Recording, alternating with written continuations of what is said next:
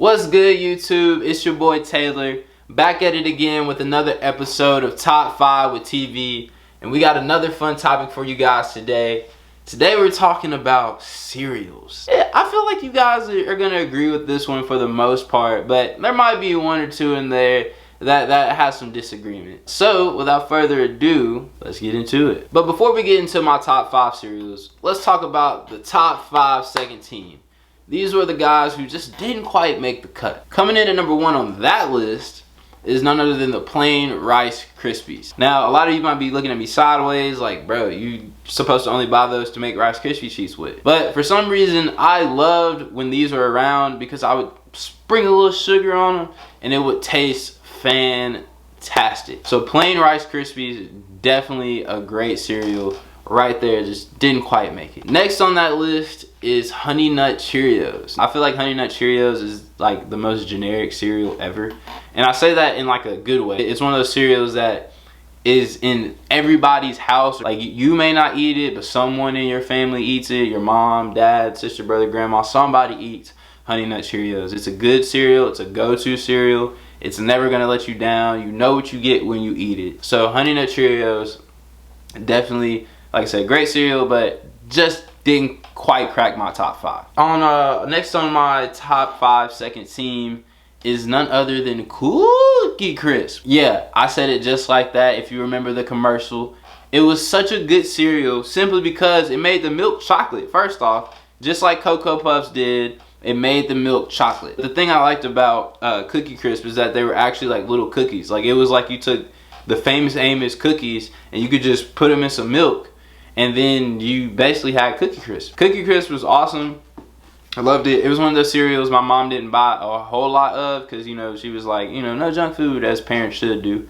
But it was one of those that I got every now and then and loved every single time. Last on my top 5 second team is none other than the S'mores cereal. Now, this is one of my favorite cereals as a kid. I loved s'mores. I love the, like, I guess I like the taste of s'mores, so I just thought the idea of that in cereal was just gonna be bomb. And it was. I ate it for probably like 2 years. That was like my go-to cereal. But then I grew up and my palate got better and I learned that there were better cereals out there. And so I had to move on. Nonetheless, it still made my second team. Still one of those cereals that if I pass it in the grocery store and I'm feeling a little frisky, I'll pick it up and, you know, take it home and munch on it. That is my top 5 second team. Now that we got that out the way, let's get into my top 5 list. Coming in at number 5 is none other than Cinnamon Toast Crunch. Now, for me, Cinnamon Toast Crunch was a cereal that was always around because it was my mom's favorite cereal. I loved it because she loved it. It was one of the first cereals that I, you know, ate on a regular basis. It had really good games on the back of the box. I do remember that. I love Cinnamon Toast Crunch. Has great flavor to it. Again, one of the cereals that made the milk taste good afterwards when you drink it. Side note, you should put ice in your milk before you eat your bowl of cereal. Just gonna throw that out there. Just putting you guys on game. Just 2 pieces, 2 ice cubes. It'll do you wonders. But yeah, no, Cinnamon Toast Crunch was awesome. Like I said, it was always in my cabinet, and it's just kind of like Honey Nut Cheerios. One of those cereals you can always go back to and munch on at any time. And it's good dry. It's good dry. It's another thing, another criteria of mine. It's good dry. So Cinnamon Toast Crunch, number 5. Coming in at number 4 on my list is none other than Froot Loops. I think Froot Loops is by far a top 5 cereal. I honestly think it could have snuck into my top 3, top 2, but I got some heavy hitters up there, in my opinion. So I think Froot Loops, again, is one of those cereals that is just top notch. You can buy it at any time. You know what you're gonna get. It tastes really great. It is perfect. Toucan Sam is an amazing mascot. Again, it has great games on the back, and it's another cereal that you can eat dry and it tastes just as good as when you eat it with milk. So Froot Loops at number 4 should be self-explanatory for most of you. Coming in at number 3 on my list is one of my favorite cereals from a kid that I lost and found as an adult and became one of my favorite cereals again.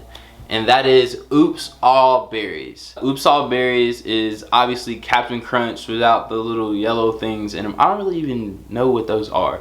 Anyway, not only does it taste great, it makes your milk change colors. The milk tastes great after it, especially if you have some ice in it. Not only that, it was a cereal that I could eat over and over again. It tastes great dry.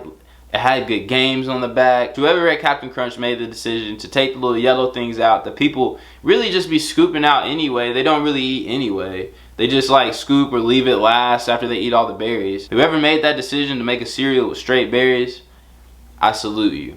Thank you. You should win a Nobel Peace Prize. But yes, at number 3, Oops All Berries. Coming in at number 2 on my list is probably my favorite cereal ever. And I'm sure you guys are asking yourselves, well, Taylor, if it's your favorite cereal ever, why is it at number 2? Well, the way I'm looking at it as this cereal is filled with sugar. So it's not something I eat on like a super regular basis, but if I go in a store and you say pick your favorite cereal, picking this every time. And that is none other than Lucky Charms. It has marshmallows.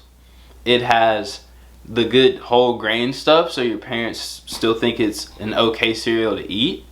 It turns your milk colors, kind of, when the little stuff fades off the marshmallows. And it tastes great. A good bowl of Lucky Charms, a fresh like bag open, and you just pour it in there, and it's just so good. I might go get a box as soon as I finish this right here. But Lucky Charms at number 2. Coming in at number 1 is not one cereal, not 2 cereals, but a group of cereals all falling under one category.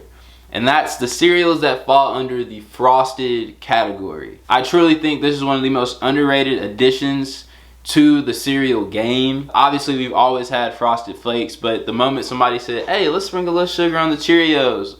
Hey, what about the Rice Krispies? And then they just started frosting everything. I think it made it better. To me, the biggest thing is that it helped with my dilemma of putting sugar, or having to put sugar on the Rice Krispies, having to put sugar on the Cheerios, having to put sugar on, you know, the Corn Flakes and stuff like that. And I think the issue was because you didn't know how much to put. You just be sprinkling it on there and you do it to taste, but if you go over, it really ain't no coming back. So the frosted brand or name, or however you want to put that, is what really set cereal off and allowed a lot of cereals like Rice Krispies and the stale regular Cheerios to have some life. So number 1, the frosted brand or name or whatever, however you want to put that. So that's a wrap for another episode of Top 5 with TV. So glad you guys can join me. I want to hear you guys' top 5, so put them down there in the comments. Hit me up on Twitter or Instagram at the Team Vandy. I would appreciate it so much if you gave this video a like, and if you really loved it and want to see some more of me, hit that subscribe button. But yeah, we're done for the day. Peace.